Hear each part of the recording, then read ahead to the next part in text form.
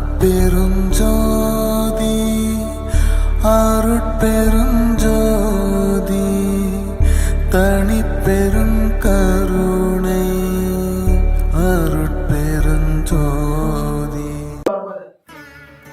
அருட்பெரும் ஜோதி அருட்பெரும் ஜோதி தனிப்பெரும் கருணை அருட்பெரும் ஜோதி. எல்லா உயிர்களும் இன்புற்று வாழ்க, வள்ளல் மலரடி வாழ்க வாழ்க.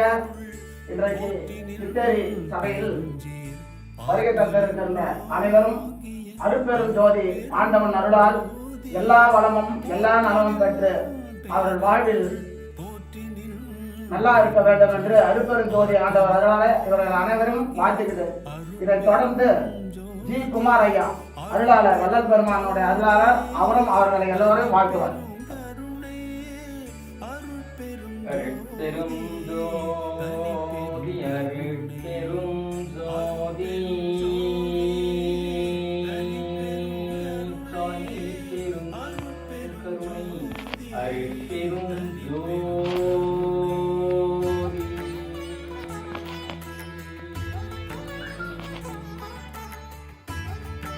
அருட்பெரும் ஜோதி அருட்பெரும் ஜோதி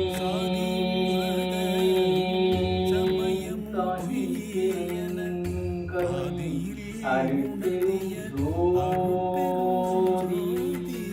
கொல்லாவிரதம் குவலயமெல்லாம் ஓங்குக, எல்லா உயிரிலும் இன்புற்று வாழ்க, வள்ளல் மலரடி வாழ்க வாழ்க, வள்ளல் மலரடி வாழ்க வாழ்க. குருவே சரணம், இறை அருளே சரணம். பொன்னாசி மடியாகி போகமாகி உலகாகி அகமாகி புனிதமாகி மண்ணாகி மலையாகி கடலுமாகி மதியாகி ரவியாகி மற்றுமாகி முன்னாகி பின்னாகி நடுவுமாகி முழுதாகி நாதமுறை முழங்கி எங்கும் நின்னாகி பரவி இன்ப வெள்ள தேக்கவியன் கருணை ஒளிமுகிலாய் விளங்கு தேவே, ஒளிமுகிலாய் விளங்கும் அருட்பெரும் ஜோதி தேவே. அனைத்து நண்பர்களும் தங்களுடைய வாழ்க்கையில் உடல் நலம், உயிர் நலம், மனநலம்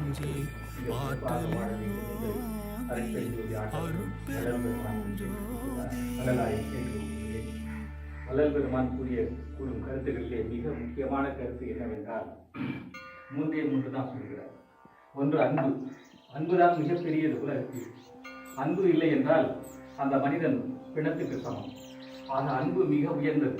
அதற்கடுத்து தன்னை அறிய வேண்டும், தன்னுடைய ஆன்மாவை அறிய வேண்டும், அதற்கடுத்து இறைவனை அறிய வேண்டும். இதை தவிர மீதியெல்லாம் குப்பை இல்லை. நாம் என்ன பண்றோம், இந்த மூணுத்தையும் விட்டுறோம், குப்பையை தான் கலந்துட்டோம். இந்த மூன்றையும் கடைபிடித்தால் ஆன்ம லாபத்தை பெறலாம் என்று நம்ம வள்ளல் பெருமான் கூறுகிறார். நாம என்ன பண்றோம்னா இந்த மூணுத்தையும் விட்டுறோம், அன்பையும் விட்டுறோம். அதுவும் சொல்றாரு உண்மையான அன்புங்க. ஏதோ நீங்க எதிர்பார்த்து பண்றதெல்லாம் அன்பு கிடையாது. எதையுமே எதிர்பார்க்காத, கண்டிஷன் இல்லாத நீங்க செய்யக்கூடியது அன்புங்க. ஒரு பெண்ணை கட்டிக்கிறீங்கன்னா எவ்வளவு சம்பளம் வந்து எவ்வளவு அழகா இருக்கா அப்படின்னு பார்த்துட்டு நீங்க கட்டிங்கன்னா அன்பு கிடையாது. எதையுமே எதிர்பார்க்காம அது அழகு இருக்காதோ சொத்து இல்லையோ இருக்கோ இல்லையோ அது கட்டிங்கன்னா அதுக்கு பேர் தான் அன்பு. அதனால உண்மையான அன்பு வேண்டும், தன்னை அறிய வேண்டும், தன்னுடைய ஆன்மாவை அறிய வேண்டும். அதற்கு பிறகு நம்முடைய தலைவர், இந்த உலகத்துக்கே பாஸ் இறைவன் அருட்பெருஞ்சோதி ஆண்டவனை நாம் அறிய வேண்டும். இதுதான் முக்கியமான கொள்கை. இதை நீங்கள் கடைபிடித்தால் தான் ஆன்ம லாபம். இல்லைன்னா லாபமே கிடையாது. நீங்க பிறந்த லாபமே கிடையாது. ஏன்னா ஒரு கடையை திறக்கிறீங்க, லாபம் இல்லைன்னா கடை மூடிறாங்க. ஒரு ட்ரெயின் விடுறாங்க, லாபம் இல்லைன்னா ட்ரெயினை நிறுத்துறாங்க. ஒரு பஸ் விடுறாங்க, லாபம் இல்லைன்னா நிறுத்துறாங்க. அதே மாதிரி ஒரு ஒரு கணவன் மனைவி ஒரு மேரேஜ் பண்றாங்கன்னா குழந்தை இருக்கான்னு பாக்குறாங்க. குழந்தை இல்லைன்னா என்னப்பா டாக்டர் போய் பார்ப்பாங்க.